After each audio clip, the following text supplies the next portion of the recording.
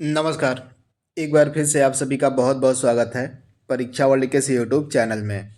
दोस्तों, RRB NTPC 2024 की परीक्षा के लिए प्रैक्टिस सेट की जो सीरीज हम चला रहे हैं उसको आज हम और आगे बढ़ाएंगे और आज हम प्रैक्टिस सेट नंबर 10 को यहाँ पे कंप्लीट करने वाले हैं। इस प्रैक्टिस सेट के माध्यम से हम डेली बेसिस पर जीके, जीएस और करंट अफेयर्स के 40 प्रश्नों को कवर करवाते हैं। यह जो प्रैक्टिस सेट है आपके आगामी एनटीपीसी की परीक्षा के लिए बहुत ही ज़्यादा महत्वपूर्ण है।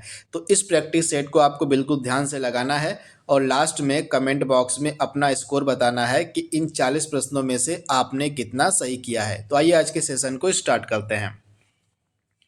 पहला प्रश्न आपके स्क्रीन पर है, हाल ही में दिल्ली का नया मुख्यमंत्री किसे नियुक्त किया गया है। बेहतरीन प्रश्न आपके करंट अफेयर्स का है।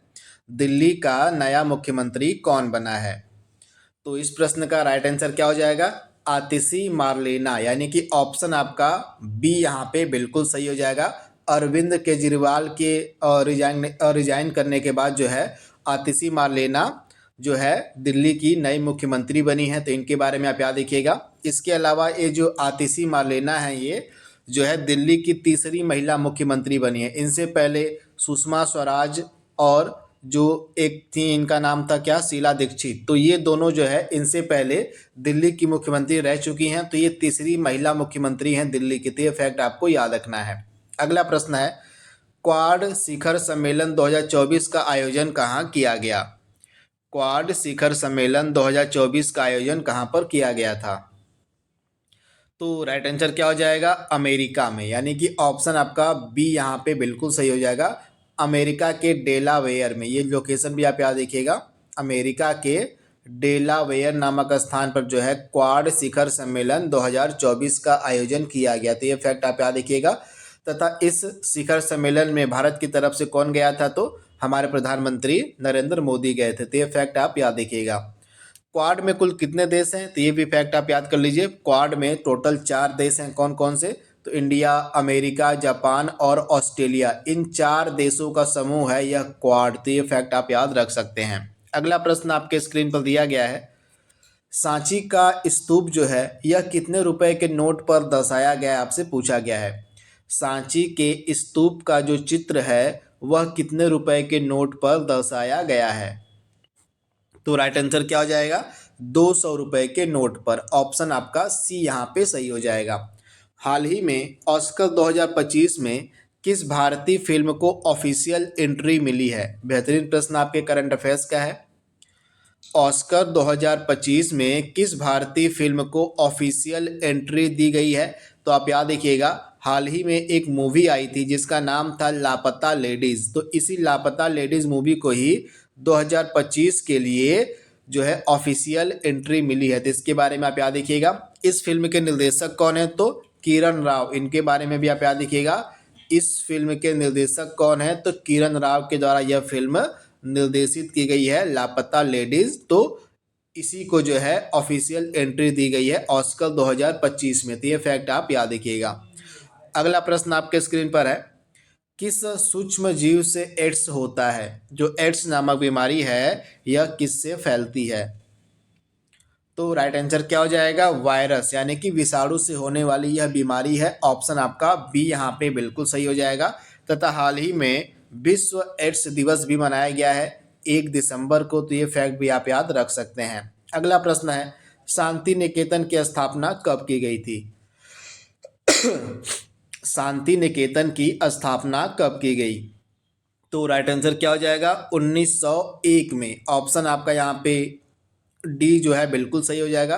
शांति निकेतन की स्थापना 1901 ईस्वी में रविंद्रनाथ टैगोर के द्वारा की गई थी कलकत्ता में। तो ये फैक्ट आप याद रखिएगा। अगला प्रश्न आपके स्क्रीन पर है, हाल ही में हरिनी अमरसूरिया को किस देश का प्रधानमंत्री बनाया गया है?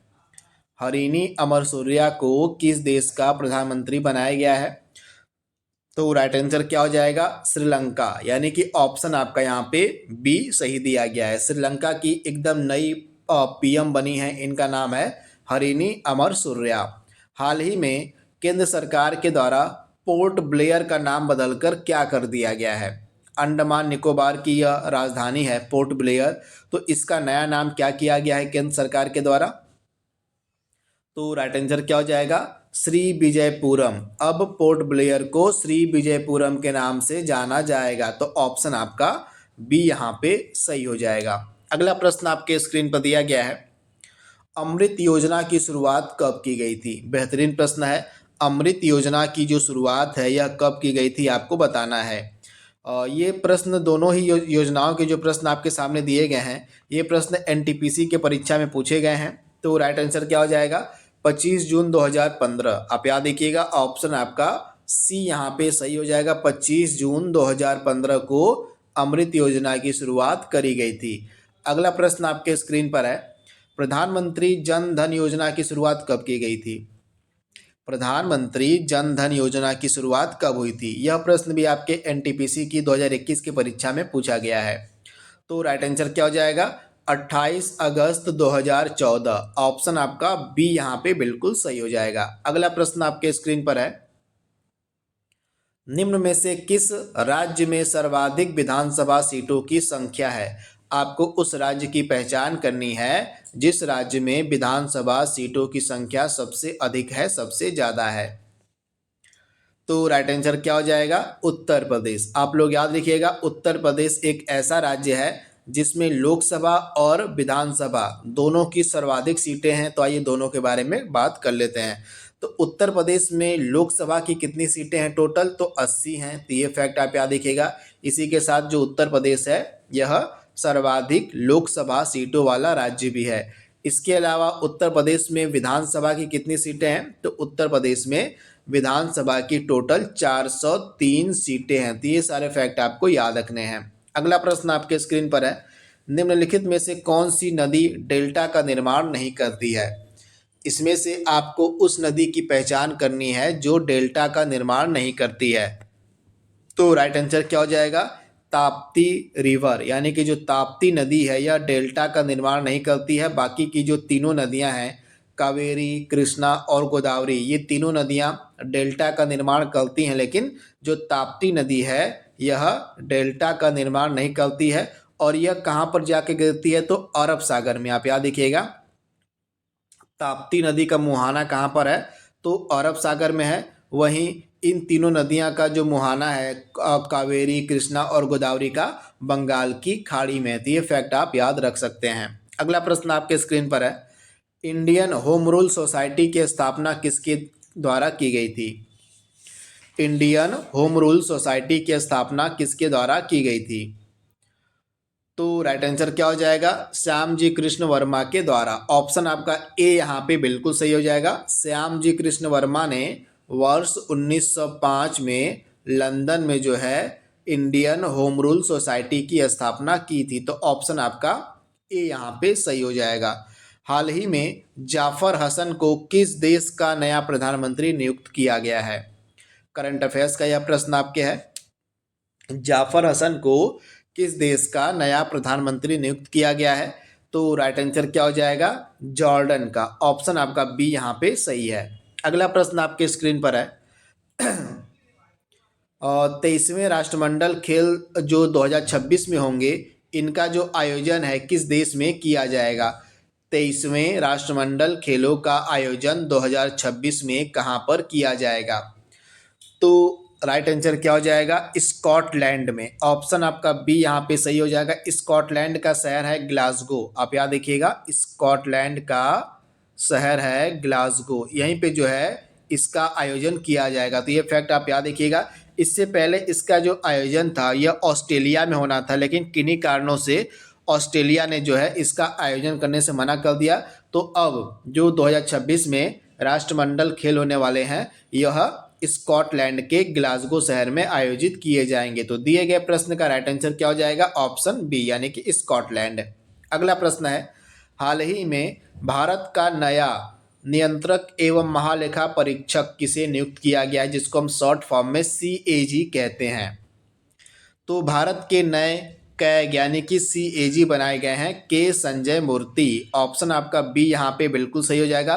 किसके स्थान पर? तो गिरीश चंद्र मुर्मू के स्थान पर इनको भारत का नया नियंत्रक एवं महालेखा परीक्षक बनाया गया है। तो ऑप्शन आपका बी यहाँ पे बिल्कुल सही है।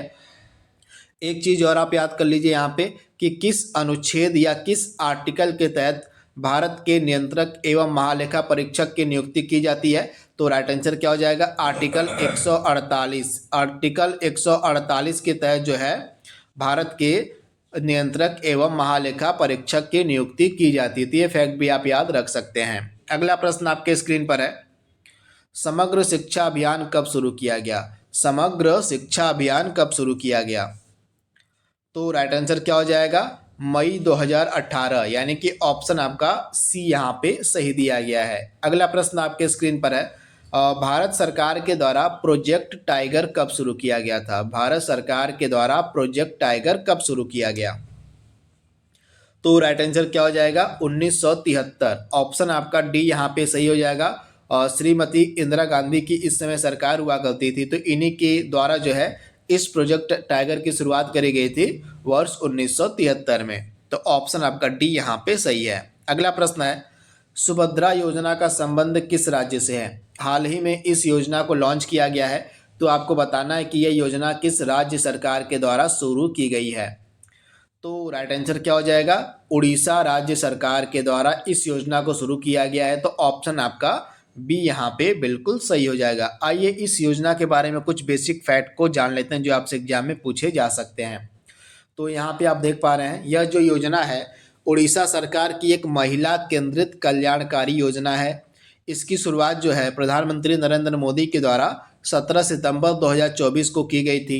इस योजना के तहत 21 वर्ष से लेके 60 वर्ष की आयु की पात्र महिलाओं को हर साल 10,000 रुपये दिए जाएंगे। तो ये फैक्ट आपको याद रखना है।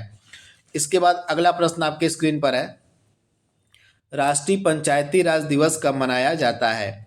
राष्ट्रीय पंचायती राज दिवस कब मनाया जाता है? तो राइट आंसर क्या हो जाएगा? प्रतिवर्ष 24 अप्रैल का जो दिन होता है भारत में राष्ट्रीय पंचायती राज दिवस के रूप में मनाया जाता है। तो राइट आंसर क्या हो जाएगा?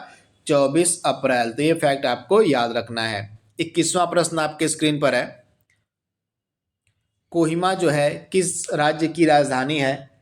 कोहिमा किसकी राजधानी है आपको बताना है। तो राइट आंसर क्या हो जाएगा? नागालैंड, यानी कि ऑप्शन बी आपका यहाँ पे सही हो जाएगा। अगला प्रश्न है, सेबी का मुख्यालय पूछा गया है कि कहाँ पर है? सेबी का मुख्यालय कहाँ पर है? तो राइट आंसर क्या हो जाएगा? मुंबई में, यानी कि ऑप्शन आपका बी यहाँ पे सही हो जाएगा। मुंबई में सेबी का हेड क्वार्टर है। यहाँ पे सेबी के बारे में कुछ फैक्ट दिया गया है, आइए देख लेते हैं। तो सेबी का सबसे पहले पूरा नाम आप लोग याद कर लीजिए, कई बार पूरा नाम भी एग्जाम में पूछ लिया जाता है। तो सेबी को हम बोलते हैं भारतीय प्रतिभूति और विनिमय बोर्ड। तो ये फैक्ट आप याद रखिएगा। सेबी की जो स्थापना है 12 अप्रैल 1988 को की गई थी। तो ये डेट आपके लिए मोस्ट इंपॉर्टेंट है। 12 अप्रैल 1988 को सेबी की स्थापना की गई थी। और जो है सेबी को जो वैधानिक मान्यता है यह 30 जनवरी 1992 को मिली थी, यानी कि 30 जनवरी 1992 को जो सेबी था इसको जो है एक वैधानिक निकाय बना दिया गया। ये फैक्ट आप याद रखिएगा। तो सेबी का अधिनियम कौन सा है? तो सेबी का अधिनियम हो जाएगा 1992। ये फैक्ट आपको याद रखना है। अगर सेबी का एक्ट पूछ ले कि कब पारित हुआ था, सेबी अधिनियम कब पारित हुआ था, तो राइट आंसर क्या हो जाएगा आपका? 1992 में सेबी का एक्ट यानी कि सेबी का अधिनियम पारित हुआ था। वहीं स्थापना पूछ ले तब आपका आंसर हो जाएगा 12 जुलाई 1988। तो दोनों ही डेट आपको याद रखना है। 12 अप्रैल 1988 को इसकी स्थापना हुई थी। तो ये फैक्ट आप याद रखिएगा। और इसका जो मुख्यालय है मुंबई के बांद्रा कुर्ला में है। तो ये फैक्ट आप याद रखिएगा। अगला प्रश्न आपके स्क्रीन पर है, आर्टिकल 76 का संबंध निम्नलिखित में से किससे है? आर्टिकल 76 का संबंध किससे है? तो राइट आंसर क्या हो जाएगा? आर्टिकल 76 के तहत जो है अटॉर्नी जनरल ऑफ इंडिया की नियुक्ति की जाती है भारत के राष्ट्रपति के द्वारा। तो ऑप्शन आपका ए यहाँ पे बिल्कुल सही हो जाएगा। आर्टिकल 76 का संबंध हो जाएगा महान्यायवादी यानी कि भारत के अटॉर्नी जनरल ऑफ इंडिया से। आप याद रखिएगा इनकी नियुक्ति अनुच्छेद 76 के तहत भारत के राष्ट्रपति के द्वारा की जाती है। वहीं नियंत्रक एवं महालेखा परीक्षक की जो नियुक्ति है यह आर्टिकल 148 के तहत भारत के राष्ट्रपति के द्वारा की जाती है। तो ये फैक्ट आप याद रखिएगा। वायुमंडल की सबसे निचली परत को क्या कहा जाता है? वायुमंडल की सबसे निचली परत को क्या कहा जाता है? तो राइट आंसर क्या हो जाएगा? क्षोभ मंडल। हमारे वायुमंडल की जो सबसे निचली परत है इसको हम क्षोभ मंडल के नाम से जानते हैं। तो ऑप्शन ए आपका यहाँ पे सही है। अगला प्रश्न आपके स्क्रीन पर है, नियासिन जिसको हम विटामिन बी 3 के नाम से भी जानते हैं, तो इसकी कमी से कौन सा रोग होता है? नियासिन का जो कमी होती है, नियासिन की कमी होती है हमारे शरीर में, तो इसकी कमी से कौन सा रोग होता है? तो राइट आंसर क्या हो जाएगा? पेलाग्रा। यानी कि ऑप्शन आपका यहाँ पे जो ए है बिल्कुल सही हो जाएगा। विटामिन बी 3 की कमी से पेलाग्रा नामक बीमारी होती है और विटामिन बी 3 का रासायनिक नाम होता है नियासिन। तो यह फैक्ट आप याद रखिएगा। वहीं विटामिन बी 1 की कमी से बेरी नामक रोग होता है, तो इसके बारे में आप याद रखिएगा। और विटामिन सी की कमी से स्कर्वी नामक रोग होता है। कोलेरू झील किस राज्य में अवस्थित है? कोलेरू झील की यहाँ पे बात की गई है। इसकी लोकेशन पूछी गई है कि किस राज्य में है। तो राइट आंसर क्या हो जाएगा? आंध्र प्रदेश। ऑप्शन आपका बी यहाँ पे सही हो जाएगा। अगला प्रश्न आपके स्क्रीन पर है, राष्ट्रीय सामाजिक सहायता कार्यक्रम कब प्रभावी हुआ था? इंपॉर्टेंट प्रश्न है। यह भी आपके एनटीपीसी 2024 के परीक्षा में पूछा गया प्रश्न है। राष्ट्रीय सामाजिक सहायता कार्यक्रम कब प्रभावी हुआ था? तो राइट आंसर क्या हो जाएगा? 15 अगस्त 1995 को। ऑप्शन आपका बी यहाँ पे सही हो जाएगा। अगला प्रश्न आपके स्क्रीन पर है, प्रधानमंत्री जन औषधि योजना किस मंत्रालय के अंतर्गत आती है? प्रधानमंत्री जन औषधि योजना किस मंत्रालय के अंतर्गत आती है? तो राइट आंसर क्या हो जाएगा? रसायन और उर्वरक मंत्रालय के अंतर्गत चलाई गई यह योजना है जिसको हम बोलते हैं प्रधानमंत्री जन औषधि योजना। तो ऑप्शन आपका यहाँ पे जो ए वाला है बिल्कुल सही हो जाएगा। अगला प्रश्न आपके स्क्रीन पर है, रिजर्व बैंक ऑफ इंडिया का पहला भारतीय गवर्नर कौन था? आरबीआई की यहाँ पे बात की गई है कि आरबीआई का पहला भारतीय गवर्नर कौन था? तो राइट आंसर क्या हो जाएगा? सीडी देशमुख। ये नाम आपको याद रखना है। सीडी देशमुख जो थे ये आरबीआई के पहले भारतीय गवर्नर थे। यानी कि ऑप्शन ए आपका बिल्कुल सही हो जाएगा। आरबीआई की जो स्थापना थी कितने पूंजी यानी कि कितने कैपिटल के साथ हुई थी? रिजर्व बैंक ऑफ इंडिया की स्थापना कितने पूंजी के साथ हुई थी? तो राइट आंसर क्या हो जाएगा?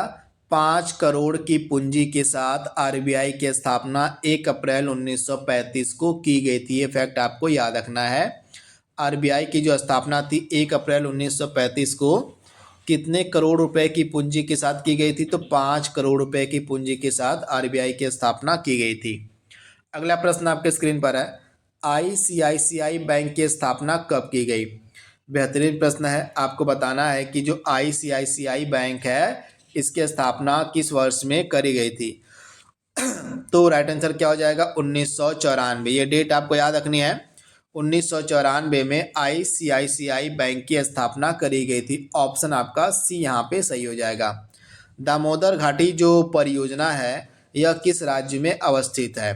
दामोदर नदी घाटी परियोजना किस राज्य में अवस्थित है? तो राइट आंसर क्या हो जाएगा? पश्चिम बंगाल। दिए गए ऑप्शन में से ऑप्शन आपका डी यहाँ पे बिल्कुल सही हो जाएगा। इसके अलावा यह जो नदी घाटी परियोजना है यह झारखंड में भी अवस्थित है। तो दिए गए ऑप्शन में आपका झारखंड नहीं दिया गया, तो राइट आंसर क्या हो जाएगा आपका? पश्चिम बंगाल। तो ये चीज़ आपको याद रखनी है। अगला प्रश्न आपके स्क्रीन पर है, सेबी का जो अधिनियम था, सेबी का जो एक्ट था यह कब पारित किया गया था? सेबी एक्ट के बारे में यहाँ पे पूछा गया है। तो राइट आंसर क्या हो जाएगा? सेबी का जो अधिनियम था वर्ष 1992 में पारित हुआ था। वहीं अगर आपसे यहाँ पे पूछ लिया होता है कि सेबी की स्थापना कब की गई थी, तब आपका आंसर दूसरा हो जाएगा। तब आपका आंसर हो जाएगा 12 अप्रैल 1988 को जो है सेबी की स्थापना करी गई थी। तो दोनों ही वर्ष आपको याद रखने हैं सेबी से रिलेटेड। अगला प्रश्न आपके स्क्रीन पर है, नेशनल ग्रीन ट्रिब्यूनल जिसको हिंदी में हम कहते हैं राष्ट्रीय ग्रीन ट्रिब्यूनल, इसका हेडक्वार्टर पूछा गया है कि कहाँ पर है? तो एनजीटी का हेडक्वार्टर कहाँ पर है? नई दिल्ली में इसका हेडक्वार्टर है। और एनजीटी की जो स्थापना है वर्ष 2010 में की गई थी। तो ये फैक्ट आप याद रखिएगा। अगला प्रश्न है, महात्मा गांधी की मृत्यु कब हुई थी? महात्मा गांधी की मृत्यु कब हुई थी? तो राइट आंसर क्या हो जाएगा? 30 जनवरी 1948 को। आप याद रखिएगा 30 जनवरी 1948 को महात्मा गांधी का निधन हुआ था। ऑप्शन सी आपका यहाँ पे सही हो जाएगा। केंद्रीय भारतीय भाषा संस्थान कहाँ पर है, इसका मुख्यालय आपसे पूछा गया है। केंद्रीय भारतीय भाषा संस्थान का मुख्यालय कहाँ पर है? तो राइट आंसर क्या हो जाएगा? कर्नाटक के मैसूर में। ऑप्शन आपका बी यहाँ पे बिल्कुल सही हो जाएगा। मैसूर किस राज्य में पड़ता है? तो कर्नाटक में पड़ता है। तो यहीं पे जो है आपको देखने को मिलेगा भारतीय भाषा संस्थान का हेडक्वार्टर यानी कि मुख्यालय। अगला प्रश्न है, भारतीय लघु उद्योग विकास बैंक, जिसको शॉर्ट फॉर्म में हम सिडबी के नाम से जानते हैं, तो इसका हेडक्वार्टर आपसे पूछा गया है कि कहाँ पर है। सिडबी का हेडक्वार्टर कहाँ पर है? तो राइट आंसर क्या हो जाएगा? उत्तर प्रदेश की राजधानी लखनऊ में। आप याद देखिएगा, उत्तर प्रदेश की राजधानी लखनऊ में सिडबी का मुख्यालय आपको देखने को मिल जाएगा। अनुच्छेद 21 का संबंध किससे है? अनुच्छेद यानी कि आर्टिकल जो 21 है यह किससे संबंधित है? तो राइट आंसर क्या हो जाएगा? स्वतंत्रता के अधिकार से, यानी कि हमारा जो फंडामेंटल राइट है स्वतंत्रता का अधिकार, इसी के अंतर्गत यह आर्टिकल आता है, आर्टिकल 21। तो इसके बारे में आप याद रखिएगा, आर्टिकल 21 जो है राइट टू लाइफ यानी कि जीवन के अधिकार की बात करता है। तो ये फैक्ट आपको याद रखना है। तो यह किसके अंतर्गत आता है? स्वतंत्रता के अधिकार के अंतर्गत आता है यह आर्टिकल 21। अगला प्रश्न आपके स्क्रीन पर है, योजना आयोग की स्थापना किस वर्ष में की गई थी? योजना आयोग की स्थापना किस वर्ष में की गई थी? तो राइट आंसर क्या हो जाएगा? 15 मार्च 1950 को योजना आयोग की स्थापना करी गई थी तथा हाल ही में योजना आयोग को भंग करके इसके स्थान पर नीति आयोग का गठन किया गया था। तो योजना आयोग को कब भंग किया गया था? 1 जनवरी 2015 को। तो 1 जनवरी 2015 को योजना आयोग के स्थान पर ही जो है नीति आयोग का गठन किया गया। तो ये फैक्ट आप याद रखिएगा। आज के प्रैक्टिस सेट का लास्ट प्रश्न आपके स्क्रीन पर है, पहला संविधान संशोधन अधिनियम कब पारित किया गया था? पहला संविधान संशोधन अधिनियम कब पारित किया गया था? तो राइट आंसर क्या हो जाएगा? 1951 में। ऑप्शन आपका बी यहाँ पे सही हो जाएगा। वर्ष 1951 में पहला संविधान संशोधन अधिनियम पारित किया गया था। तो इस प्रकार से आज का जो प्रैक्टिस सेट नंबर 10 था उसको हमने कंप्लीट कर लिया है। आई होप यह सीरीज आपको पसंद आ रही होगी। तो आज के लिए बस इतना ही। अगला प्रैक्टिस सेट हम जल्दी अपलोड करेंगे। तब तक के लिए thank you, thanks for watching, thank you.